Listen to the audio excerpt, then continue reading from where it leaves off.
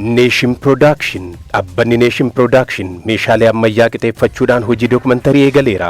Dookumantarii gurguddoo kan gosaa, kan qixxee lammii, seenaa goota jaalattanii, seenaa maatii keessanii, seenaa lafa seenaa qabu, seenaa magaalaa, seenaa ardaalee jilaa, seenaa iddoowwan hawwata turizimii, seenaa hundeeffama yuunivarsiitiiwwanii, kan waldaalee, seenaa hiriyaa fi fira jaalattanii isin faana hojjechuudhaaf qophaa'eera. Nu argachuuf lakkoofsa bilbilaa 0952245224 nuuf bilbilaa. Nation Production. Premier League England torban 11ffaadhaan Liverpool imala waancaasaa jabeeffachuudhaan yoo milkaa'u, Manchester City, Tottenham fi Arsenal immoo imala dukkana isaanii keessaa itti fufaniiru.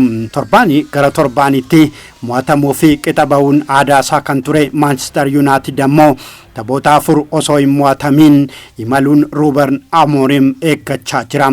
La Liga Spain ammoo taphoota 12 irratti gooliiwwan 55 galchuudhaan bashaadaa kan ture Barcelonaan kaleessa miilli isaa hidhameera.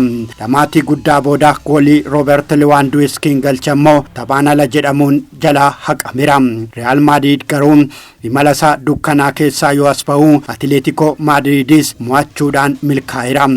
Bundesliga Germany ammoo Bayern Munich Saint Pauli yoo mo'atu, Dortmund mo'atamuudhaan Bayer Leverkusen ammoo morkattoota isaa faana qixa baheera. Serie Italiitiinis morkiin guddaan Inter Milaanii fi Napoli qixa yoo xumuramu, AC Milan Cagliari waliin qixa baheera. Liigii Firaansiinis PSG fi Monacoon injifannoo gonfataniiru. Sanbata duraan mo'atamuu taphoota 3 booda dirree irratti Osasuna kan simate Real Madrid goolii 4-0 mo'achuudhaan imala isaa dukkana keessaa as mul'ateera. Taphni eegalee daqiiqaa 34 irratti karra warra Osasuna kan bane Vinicius Junior goolii 3 galchuudhaan hatirikii hojjetu. Bellinghamis guyyoota 175 booda goolii galcheera. Los Blancos tapha kana hamo'atuyyuu malee Militao fi Rodrigoon midhamaan dirree keessaa ba'uun isaanii ammas imala Madrid danquudhaaf ga'ee guddaa qaba jedhameera. Ana malee fi kan nagitu hin jiruun Mbappé garuu gaafii guddaa ta'aa jira. Inumaayyuu tapha garee biyyasaa torban kana taphaturraas afeera. Kamisaa ta'uu kam sanbata Mbappeen goolii osoo hin galchiin hafuusaatiin akkuma taphni xumurameen fiigichaan dirree keessaa ba'eera. Dhalataan biyyasaa Teeri Daani'el Onarii osoo nafiin naamusaa fi ana malee Mbappee qeeqaa jiru. Inni erga gara Real Madrid dhufee ofiisaa qofaaf osoo hin taane Bellingham irrattiyyuu ba'aa guddaa ta'ee dandeettii isaa dhokse jedheera.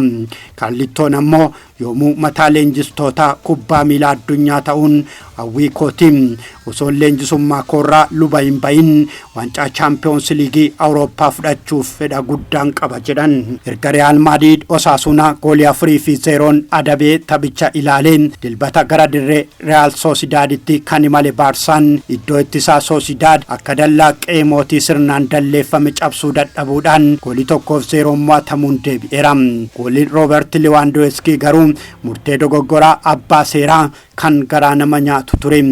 Goolii tokkitti Real Sociedad ittiin Baarsaa mo'ate kan galchee Geraldo Becarim. Gara Real Mallorcaatti kan imale Atletico Madrid ammoo goolii Julian Alvarez galcheen 1-0 yoo mo'atu, Gironaanis akkanuma goolii 1-0 Hetafe mo'ateera. Taphni Real Valladolid fi Athletic Club ammoo 1-1 walqixa yoo xumuramu, Real Betis fi Celta Vigonis goolii 2-2 qixa bahaniiru. La Liga Spain kanaan Baarsaan qabxii 33 yoo dursu, taphaaf tokko kan qabu Real Madrid ammoo qabxii 27 sadarkaa lammaffaa qabateera. Atletico Madrid ammoo qabxii 26 sadarkaa sadaffaadha. Goolii hedduu galchuun ammoo Robert Lewandowskiitu goolii 14 dursaa jira.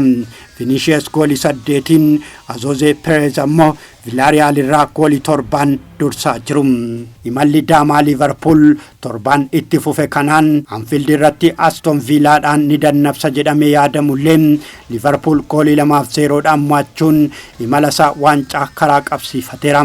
Jabana Mo Salaahaan lammaffaa dhalate jedhamu kanarratti Liverpool daqiiqaa dheeraadhaaf qe'ee Aston Villa irra naanna'aa turuun goolii Darwin Nunez fi Mohamed Salah galchaniin 2-0 mo'ateera. Taphattoota sarara fuulduraa 4 ga'umsa olaanaa qaban kan teessiseen kan fayyadama jettee filachuun sirakkisuus yeroo qabnutti waliin jijjiirree goolii galchuu keenya itti fufna jedhan leenjisaan Liverpool Arne Slot. Arne Slot kananas jiruuf waan argaa jirtan kana hojjechuuf jedheera. Seenaa leenjisummaa isaatti taphoota 4 walitti aansee mo'atamee kan hin beekne leenjisaan hayyuun kubbaa miilaa Pep Guardiolaan gufuuwwan dirree Brighton keessa ture buqqisuu dadhabuudhaan imalli dukkana dhidhimaasaa itti fufeera. Manchester Cityn goolii adamsaan kilabichaa Haaland galcheen dursa qabatullee taphataan xiqqaan tapha guddaa Jaan Pedro jijjiiramee seenuudhaan battalumatti goolii tokko galchuun kan biraammoo mijeessuun 2-1 shaampiyooniin Ingilaandii mataa qabatee mana isaatti akka deebi'u taasiseera. Haaland goolii galchee irratti Cityn yoo mo'atamee ba'u kun isa jalqabaati.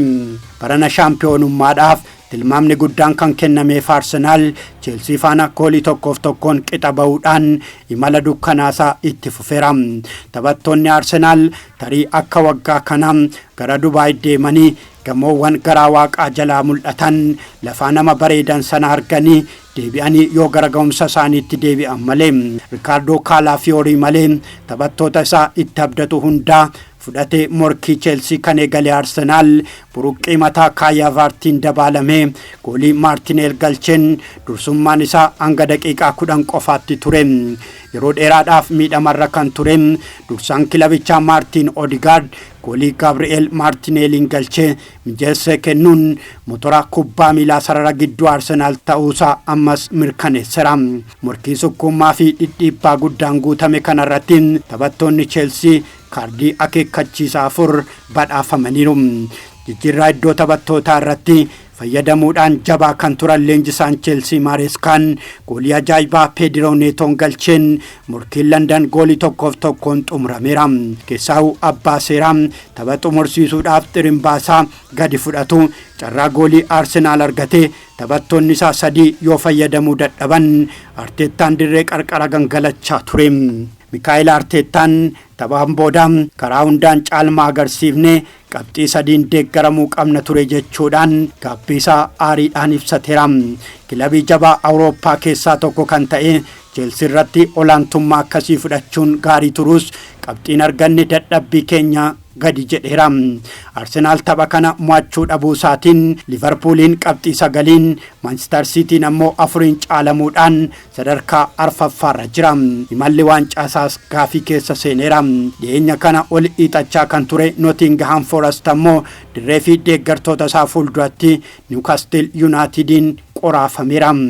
Tottenham ammoo haala nama ajaa'ibuun kilabii baranaa tapha tokkollee mo'atee hin beekne Ipswich Towniin goolii 2-1 yoo mo'atamu Old Trafford irratti Leicester City kan simate Manchester United ammoo goolii 3-1 mo'achuun imala isaa osoo hin mo'atamin deemuu gara taphoota 4tti guddifateera. Garaagarummaan qabxii Chelsea fi Arsenal gidduu jirus 4tti xiqqeeffateera Manchester United. Goolii 3 United itti mo'ate Bruno Fernandes, Christiansi fi Garnacho galche. Nation Production Abbanni Nation Production meeshaalee ammayyaa qixeeffachuudhaan hojii dookumantarii eegaleera. Dookumantarii gurguddoo kan gosaa, kan qixxee lammii, seenaa goota jaalattanii, seenaa maatii keessanii, seenaa lafa seenaa qabu, seenaa magaalaa, seenaa ardaalee jilaa, seenaa iddoowwan hawwata turizimii, seenaa hundeeffama yuunivarsiitiiwwanii, kan waldaalee, seenaa hiriyaa fi fira jaalattanii isin faana hojjechuudhaaf qophaa'eera. Nu argachuuf lakkoofsa bilbilaa 0952245224 nuuf bilbilaa. Nation Production